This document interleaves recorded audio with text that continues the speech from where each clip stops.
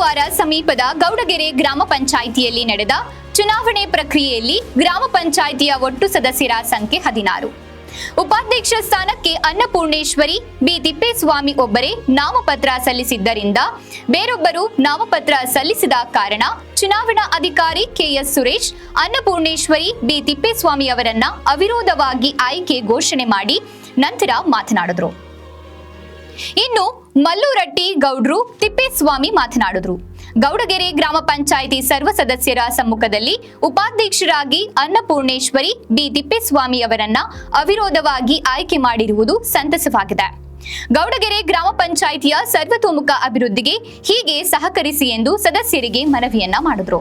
ಗೌಡಗೆರೆ ಪಂಚಾಯಿತಿಯ ಎಲ್ಲ ಗ್ರಾಮಸ್ಥರೇ, ಇವತ್ತು ಬಹಳ ಸಂತೋಷ ನನಗೆ. ಎಲ್ಲ ಪಾರ್ಟಿಯವರು ಬಂದು ಒಮ್ಮತದಿಂದ ಇವತ್ತು ಎಲೆಕ್ಷನ್ ಮಾಡಿ ಉಪಾಧ್ಯಕ್ಷನ ಆಯ್ಕೆ ಮಾಡಿದ್ದಾರೆ. ಆದ್ದರಿಂದ ಮುಂದೆ ಇದೆ ಈ ಭಾವನೆಯನ್ನು ಇಟ್ಕೊಂಡು ಯಾವ ಪಾರ್ಟಿ ಪಕ್ಷ ಇಲ್ದಲೇ ಕೆಲಸ ಮಾಡ್ಕೊಂಡು ಹೋಗ್ರಿ ಅಂತ ನಾನು ವಿನಂತಿಸುತ್ತೇನೆ. ನೂತನ ಉಪಾಧ್ಯಕ್ಷರಾಗಿ ಆಯ್ಕೆಯಾದ ಗ್ರಾಮ ಪಂಚಾಯಿತಿ ಅಧ್ಯಕ್ಷರು ಹಾಗೂ ಸರ್ವ ಸದಸ್ಯರು ಹೂಮಾಲೆ ಹಾಕಿ ಪಟಾಕಿ ಸಿಡಿಸಿ ಸಿಹಿ ಹಂಚಿ ಅಭಿನಂದಿಸಿದರು. ಇದೇ ಸಂದರ್ಭದಲ್ಲಿ ನಾಯಕನಹಟ್ಟಿ ಸಹಕಾರ ಬ್ಯಾಂಕ್ ಡೈರೆಕ್ಟರ್ ಕಾಂಗ್ರೆಸ್ ಮುಖಂಡ ತಿಪ್ಪೇಸ್ವಾಮಿ ಜೋಗಿಹಟ್ಟಿ, ಗ್ರಾಮ ಪಂಚಾಯಿತಿ ಅಧ್ಯಕ್ಷೆ ರೇವಮ್ಮ, ಬಸವರಾಜ್, ಸದಸ್ಯರಾದ ರಂಗಪ್ಪ, ತಿಪ್ಪೇಶ್, ಶಾಂತಮ್ಮ, ಮಂಚಕ್ಕ, ಗ್ರಾಮ ಪಂಚಾಯಿತಿ ಸಿಬ್ಬಂದಿಗಳು, ಗ್ರಾಮಸ್ಥರು ಉಪಸ್ಥಿತರಿದ್ದರು.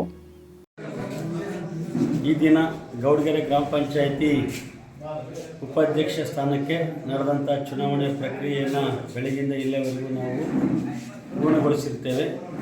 ಉಪಾಧ್ಯಕ್ಷ ಸ್ಥಾನ ಪರಿಶಿಷ್ಟ ಜಾತಿಗೆ ಮೀಸಲಾಗಿದ್ದು, ಈ ಒಂದು ಸ್ಥಾನಕ್ಕೆ ಶ್ರೀಮತಿ ಅನ್ನಪೂರ್ಣೇಶ್ವರಿ ಅವರು ಉಮೇದುವಾರಿಕೆ ಸಲ್ಲಿಸಿ ನಾಮಪತ್ರವನ್ನು ಹಾಕಿರ್ತಾರೆ. ಅದನ್ನು ನಾವು ಒಂದು ಪರಿಶೀಲನೆ ಮಾಡಿ ಅಂಗೀಕಾರ ಮಾಡಿರ್ತೇವೆ ಮತ್ತು ಅವರು ಒಬ್ಬರೇ ನಾಮಪತ್ರವನ್ನು ಸಲ್ಲಿಸಿದ್ರಿಂದ ಅವಿರೋಧವಾಗಿ ಉಪಾಧ್ಯಕ್ಷ ಸ್ಥಾನಕ್ಕೆ ಶ್ರೀಮತಿ ಅನ್ನಪೂರ್ಣೇಶ್ವರಿ ಇವರನ್ನು ಆಯ್ಕೆ ಮಾಡಿರುತ್ತೇವೆ.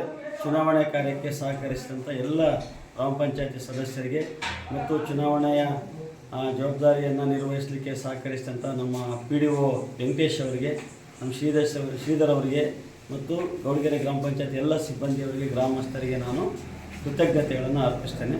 ಧನ್ಯವಾದ.